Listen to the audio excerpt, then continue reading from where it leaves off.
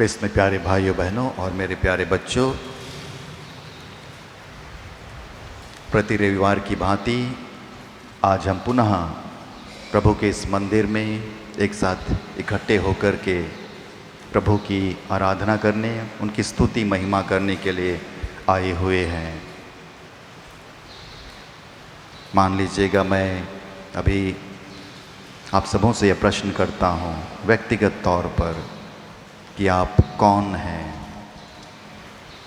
आप सबों का जवाब शायद अलग अलग होगा। कोई बोलेंगे मैं विद्यार्थी हूँ, कोई बोलेंगे मैं कर्मचारी हूँ, कोई भी डिपार्टमेंट का कर्मचारी हूँ, कोई बोलेंगे मैं परिवार का पिता हूँ, किसी का जवाब होगा मैं परिवार की माँ हूँ, मैं सिस्टर हूँ, इस समाज की सिस्टर हूँ, मैं टीचर हूँ, मैं एक नर्स हूँ, इत्यादि इत्यादि। तो हर एक का जवाब अलग अलग होगा। लेकिन क्रिस्त में प्यारे भाइयों और प्यारे बहनों, ये तो हमारा व्यक्तिगत जवाब है। लेकिन आज के दूसरे पाठ में संत पौलुस इस प्रश्न का अलग जवाब देते हैं कि मैं कौन हूँ। आइए हम लोग सुनेंगे संत पौलुस एफेसियों के पत्र में इसका क्या हल देते हैं, क्या जवाब देते हैं। बहुत सारे जवाब वे हमारे सामने रखते हैं कि मैं कौन हूँ। संत पौलुस कहते हैं, प्रश्न है मैं कौन हूँ। मैं धन्य हूँ क्योंकि ईश्वर ने मसीह द्वारा हम लोगों को स्वर्ग के हर प्रकार के आध्यात्मिक वरदान प्रदान किए हैं। मैं कौन हूँ? मैं वह हूँ जिसे ईश्वर ने संसार की सृष्टि से पहले मसीह में हमको चुना, ताकि हम मसीह से संयुक्त होकर उसकी दृष्टि में पवित्र तथा निष्कलंक बने। मैं कौन हूँ? मैं वह हूँ जिसे ईश्वर प्रेम से प्रेरित होकर आदि में ही निर्धारित किया कि मैं ईसा मसीह द्वारा उसके दत्तक पुत्र पुत्रियां बनूं। इस प्रकार उसने अपनी मंगलमय इच्छा के अनुसार अपने अनुग्रह की महिमा प्रकट की है। वह अनुग्रह हमें उसके प्रिय पुत्र द्वारा मिला है। मैं कौन हूँ? मैं वह हूँ जिन्हें मसीह के रक्त द्वारा मुक्ति एवं अपराधों की क्षमा मिली है। यह ईश्वर की अपार कृपा का परिणाम है। मैं कौन हूँ? मैं वह हूँ जिसे मसीह द्वारा बुलाया गया है ताकि मैं उनकी महिमा एवं स्तुति कर सकूँ। मैं कौन हूँ? मैं वह हूँ जिन्होंने सत्य का वचन एवं मुक्ति का सुसमाचार सुना है एवं यीशु क्रिस्त पर विश्वास किया है। मैं कौन हूँ? मैं वह हूँ जिन पर पवित्र आत्मा का मुहर लग गई है। मैं कौन हूँ? मैं अनंत जीवन जीने के लिए ईश्वर द्वारा बुलाया गया हूँ। तो ये सारे जवाब संत पौलुस एफेसियों के पत्र में आज हम सबों के लिए देते हैं कि मैं कौन हूँ, आप लोग कौन हैं। तो वास्तव में हम लोग ये सारे चीज़ें हैं। आज के पहले पाठ में बेथेल के याजक अमस्या आमोस से कहता है, ए नबी, यहाँ से चले जाओ, यूदा के देश भाग जाओ और वहाँ भविष्यवाणी अर्थात ईश्वर की वाणी का प्रचार करते हुए अपनी जीविका अर्जित करो, अपनी जीविका चलाओ। बेथेल में भविष्यवाणी करना बंद कर दो, क्योंकि यह तो राजकीय पुण्य स्थान है। आमोस ने अमस्या को यह उत्तर दिया, मैं ना तो नबी था और ना नबी की संतान। मैं एक चरवाहा और गुलर के पेड़ छांटने वाला था। मैं झुंड चरा ही रहा था कि प्रभु ने मुझे बुलाया और मुझसे यह कहा, जाओ मेरी प्रजा इस्राएल के लिए भविष्यवाणी करो। क्रिस्त में प्यारे भाइयों और प्यारे बहनों एवं प्यारे बच्चों, बपतिस्मा और दृढ़करण संस्कार ग्रहण कर प्रभु यीशु ख्रिस्त हम हर एक जन को उनके सुसमाचार प्रचारक बनने के लिए, उनके सुसमाचार के गवाही बनने के लिए बुलाते हैं। प्रश्न उठता है, हमें क्या का प्रचार करना चाहिए? हमें किस चीज़ का प्रचार करना चाहिए? हमारे प्रचार करने का कंटेंट, हमारे प्रचार करने की विषय वस्तु क्या होनी चाहिए? क्या है? किस चीज़ का हम लोगों को प्रचार करना है?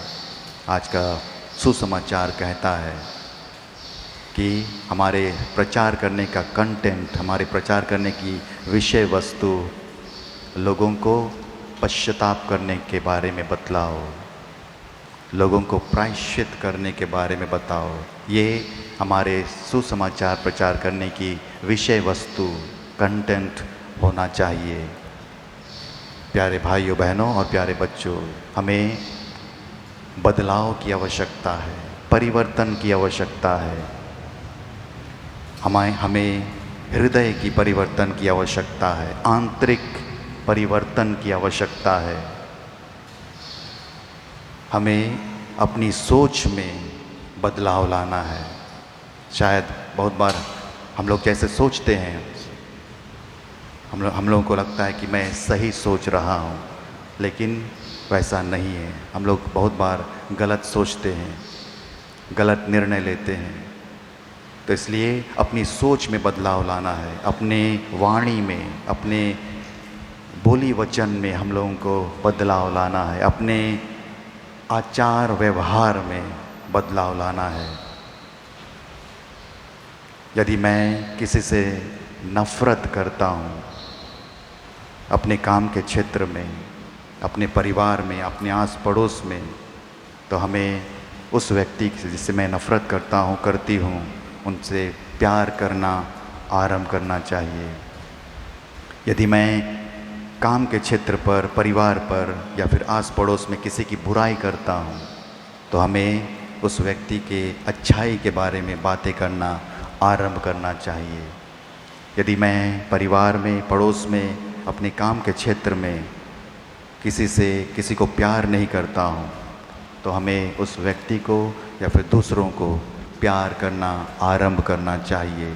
यदि मैं स्वार्थी हूँ, दान देने में, किसी की हेल्प करने में, तो हमें एक दूसरे को मदद करने के लिए आरंभ करना चाहिए। तो ये परिवर्तन हमारे जीवन में बहुत ज़रूरी है।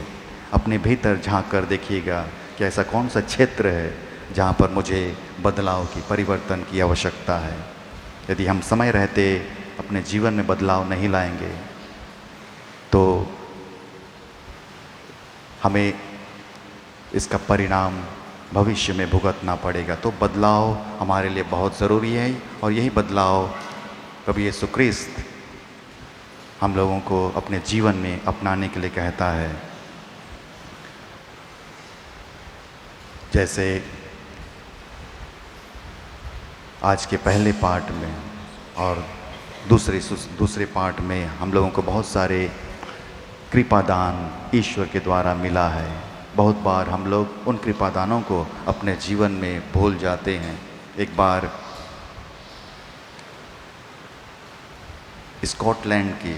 स्कॉटलैंड देश की एक महिला जो कभी पढ़ी लिखी नहीं होती, अनपढ़ थी, ना पढ़ सकती थी ना लिख सकती थी।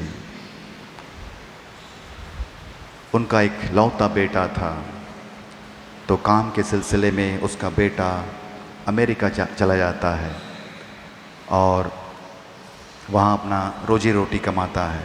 माँ यहाँ स्कॉटलैंड में अकेली रहती है।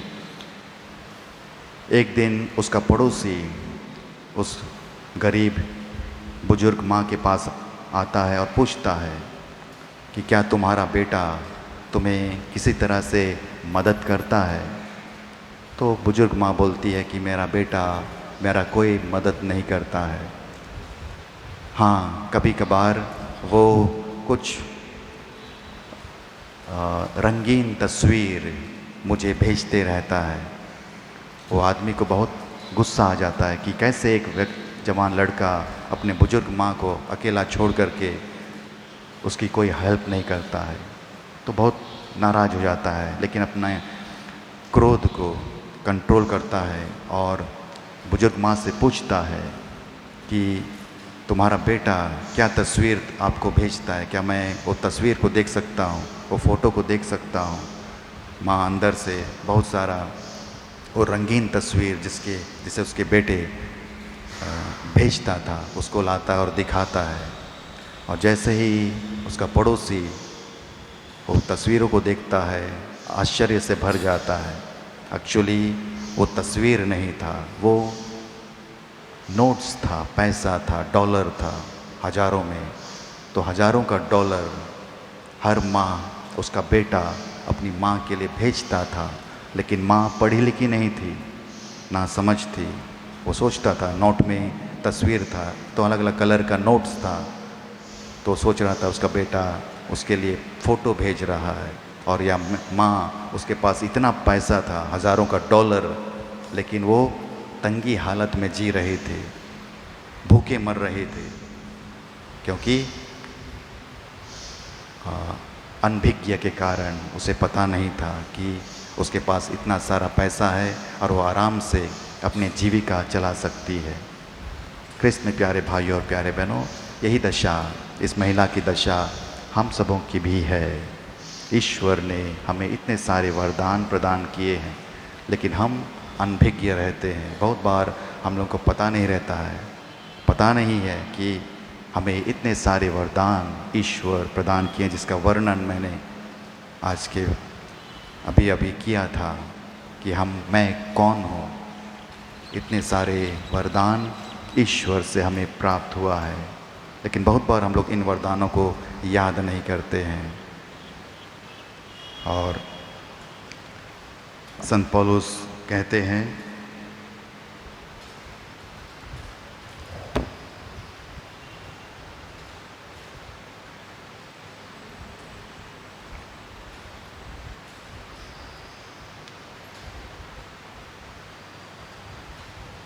धन्य है हमारे प्रभु यीशु मसीह का ईश्वर और पिता, उसने मसीह द्वारा हम लोगों को स्वर्ग के हर प्रकार के आध्यात्मिक वरदान प्रदान किए हैं।